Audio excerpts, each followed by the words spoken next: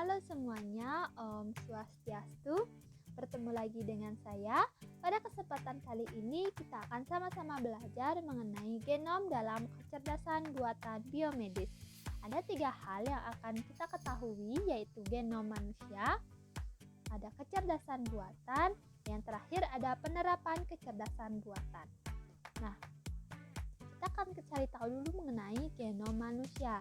Nah, genom manusia sendiri terdiri dari jutaan pasang basa DNA yang membawa informasi genetik. Genom adalah kumpulan seluruh materi genetik suatu organisme yang menyediakan informasi yang berharga yang dapat membantu diagnosis perawatan dan juga penelitian di bidang biomedis. Kemudian, bagaimana dengan kecerdasan buatan? Nah, untuk kecerdasan buatan atau yang saat ini sering dikenal dengan Artificial Intelligence atau AI telah berevolusi di berbagai bidang, termasuk juga pada bidang biomedis.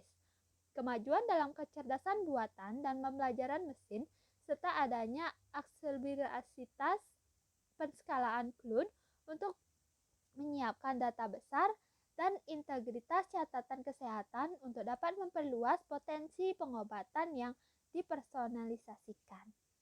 Nah, dari adanya genom dan juga kecerdasan buatan ini yang semakin berkembang, maka adanya penerapan kecerdasan buatan dalam bidang biomedis.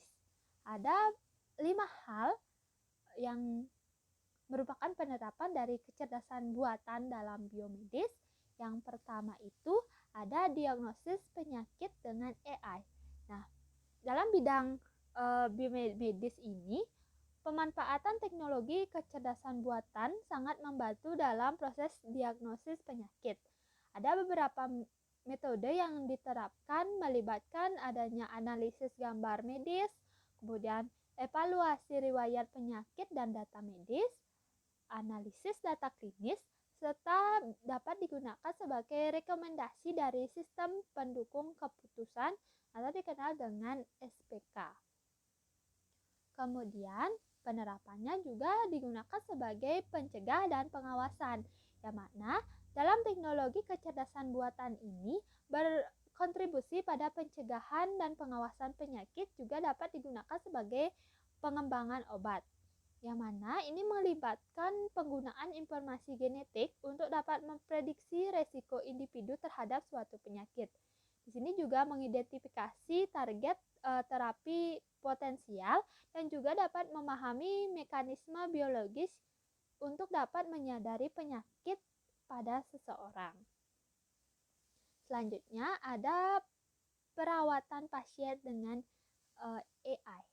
Nah, di sini ada pengelolaan pasien merupakan tindakan yang dapat tujuan untuk menjaga, memulihkan, dan meningkatkan kesehatan seseorang yang melibatkan perawatan medis.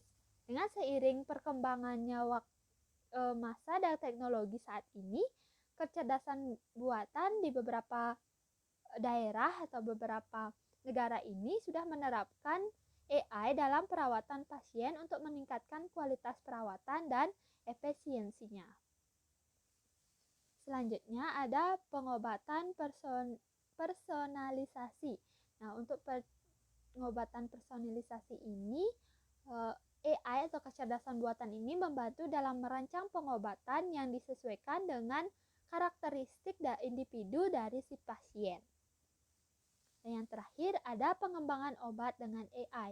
Nah, pengembangan obat ini yang memanfaatkan kecerdasan buatan dalam pengembangan obat memiliki potensi untuk mempercepat proses pengembangan dan pengurangan biaya, yang mana teknologi AI ini digunakan untuk menganalisis dan merancang obat baru. Juga dapat mengoptimalkan proses produksi untuk memprediksi keberhasilan suatu produk dan memantau kualitas dari obat yang sudah dibuat atau dikembangkan. Nah, sekian pemaparan singkat saya mengenai genom dalam kecerdasan buatan biomedis. Jika ada kekurangan dan masih salah kata, saya mohon maaf. Saya tutup dengan para mesantri. Om, Santi, Santi, Santi Om. Sampai jumpa lagi di video selanjutnya.